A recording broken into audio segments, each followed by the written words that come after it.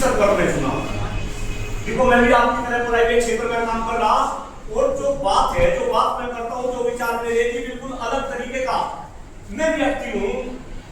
अरे मैं तो कंप्यूटर साइंस में पीएचडी लेने के बाद अपनी मेरी एक सॉफ्टवेयर कंपनी थी, देश विदेश में मेरे क्लाइंट थे, लेकिन शायद लाइफ में कुछ ऐसा झटका लगा। मेरे मम्मी पिताजी भी कभी शिक्षक थे, मेरे बाबा जी भी शिक्षक थे, और मुझे वो दिन ध्यान है जब मुझे फतेहनगर के अंदर गढ़ी सखावतपुर गाँव में मैं अपना बचपन बीता, जब पिताजी की उंगली पकड़ कर चलता था, जहां भी निकल के मास्टर जी नमस्ते, मास्टर जी नमस्ते, एक शिक्षक का इतना सम्मान था।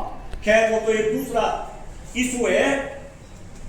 इस देश को हम सभी विकसित बनाना चाहते हैं, विश्वगुरु बनाना चाहते हैं, लेकिन कई बार मैं ऐसा सोचता हूं, हो सकता है मैं ज्यादा निगेटिविटी मेरे अंदर भर रही हो, लेकिन कई बार मैं ऐसा सोचता हूं कि अगर हमें देश को विकसित बनाना, विश्वगुरु बनाना, तो क्या हमें अपनी शिक्षा व्यवस्था पे काम नहीं करना नहीं पड़ेगा?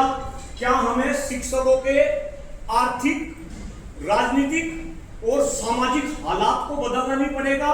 क्या हमें अपने देश के पर्यावरण को ठीक नहीं करना पड़ेगा? क्या हमें हम सभी के गिरते हुए स्वास्थ्य को ठीक नहीं करना पड़ेगा? क्या हमें देश में बढ़ती हुई जनसंख्या पे लगाम नहीं लगानी पड़ेगी? अगर इन चार मुद्दों पे काम ना हुआ तो शायद जो विकसित भारत बनने का सपना है, भाई वो सपना पुरानी होने का। डॉक्टर कुलदीप मलिक पूरी गंभीरता से इस बात को कह रहा। मैं तो चुनाव के दौरान और चुनाव के बाद भी 9 के 9 जिलों में घूम रहा। आदरणीय प्रधानाचार्य जी, मेरी बात को अन्यथा मत लीजिएगा। मैं देख रहा कि आज का शिक्षक प्राइवेट क्षेत्र में 10-10, 15-15 हजार रुपए में काम कर रहा। शिक्षक सुसाइड कर रहे जी, सुसाइड। क्योंकि वोट भले ही मुझे किसी ने ना दी हो, लेकिन देखो चुनाव लड़ लिया, नेता तो मैं बनी गया, सबके संपर्क में हूं। आज मेरठ सहारनपुर मंडल के करीब 50,000 शिक्षक डायरेक्ट मेरे संपर्क में है। अरे शिक्षक तो सोसाइटी के अंदर शेर हुआ करता था, जहां शिक्षक चलता था समाज उसी के पीछे चलता था। देश की राजनीति शिक्षक चलाते थे। इस देश में ऐसा समय भी था जब देश के प्रधानमंत्री और राष्ट्रपति दोनों शिक्षक समाज से थे। आज भी आप आदरणीय राजनाथ जी शिक्षक समाज से, स्वर्गीय मुलायम सिंह यादव शिक्षक समाज से, बहन मायावती शिक्षक समाज से, लेकिन आज का शिक्षक खामोश हो चुका। शिक्षक के ऊपर आज जो अत्याचार हो रहे, मैं तो यही बुलंदशहर जिले की बात कर रहा हूं। बुलंदशहर इंटर कॉलेज सिकंदराबाद के अंदर 7 महीने पहले एक शिक्षक की कुछ बच्चों ने मिलकर पिटाई करी। सिकंदराबाद कस्बा एक हफ्ते तक बन रहा, और फिर हमारे जैसे इंसान को वहां पे कंप्रोमाइज के लिए जाना पड़ा। और जब कंप्रोमाइज के लिए गए तो शिक्षक हाथ जोड़ के हिड़किरी बन गई थी, वो मलिक साहब किसी तरीके से जान बचवा।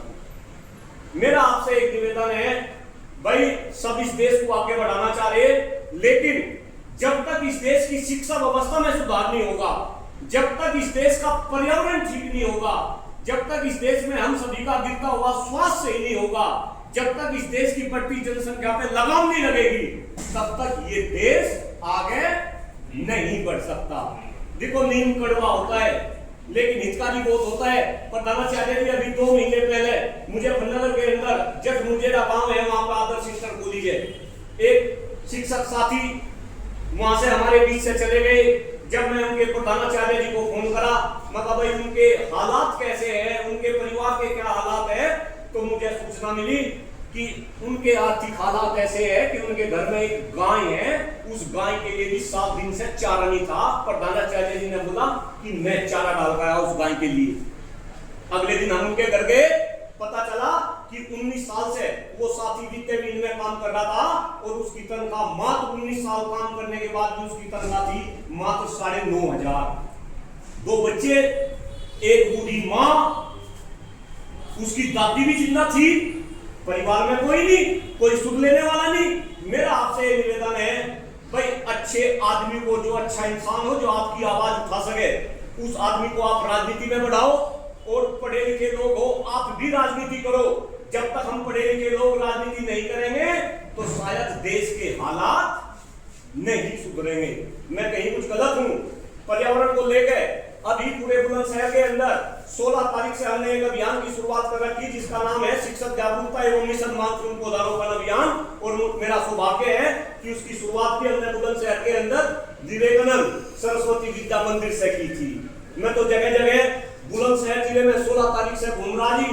देखो कंप्यूटर साइंस में पीएचडी करने के बाद मैं मास्टर डिग्री योग में भी कर रखी, सॉफ्टवेयर की कंपनी चलाता था, देश विदेश में घूमता था, देश विदेश में क्लाइंट थे, लेकिन मेरा तो अब ये रूप हो रहा जी। मेरी बीवी भी पढ़ी लिखी है, मेरे से 3 गुना सैलरी ले रही, गलगोटिया यूनिवर्सिटी में प्रोफेसर है।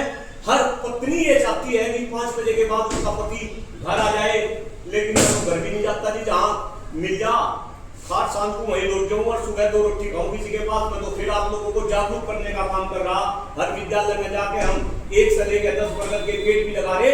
आपके विद्यालय में भी 1 बरगद का पेड़ अगर सब लोग अनुमति देंगे, एक पेड़ लगा के जाएंगे, वो पेड़ हमेशा आपको मेरी याद दिलाता रहेगा। और आप सोचना, लोग ये बोलते हैं कि भाई लाखों पेड़ में बरगद के अब तक लगा चुका हूँ। अगर एक इंसान लाखों पेड़ बरगद के लगा चुका है तो इस अभियान में आप लोग भी सहयोगी बने। अदरवाइज अलग अलग मंचों से, अलग अलग टीवी चैनल के ऊपर भी बैठता हूँ और अक्सर इस बात को कहता हूँ कि आज देश में सांस लेने के लिए हवा नहीं बच रही, पीने के लिए पानी नहीं बच रहा, खाने के लिए शुद्ध खाद्यान्न नहीं बच रहा, हमारी शिक्षा व्यवस्था अच्छी नहीं बच रही, यहाँ शिक्षकों का मान नहीं बच रहा, सम्मान नहीं बच रहा, शिक्षक सामाजिक, आर्थिक और राजनीतिक रूप से खत्म कर दिए गए और देश के नेता कह रहे कि हम इसे विकसित बना देंगे। अगर ये देश विकसित बनेगा तो उसका केवल और केवल एक ही रास्ता है और वो है शिक्षा का गलियारा। हमें इस शिक्षा के गलियारे को दुरुस्त करना पड़ेगा, शिक्षकों का मान सम्मान बढ़ाना पड़ेगा, शिक्षकों को समृद्ध बनाना पड़ेगा।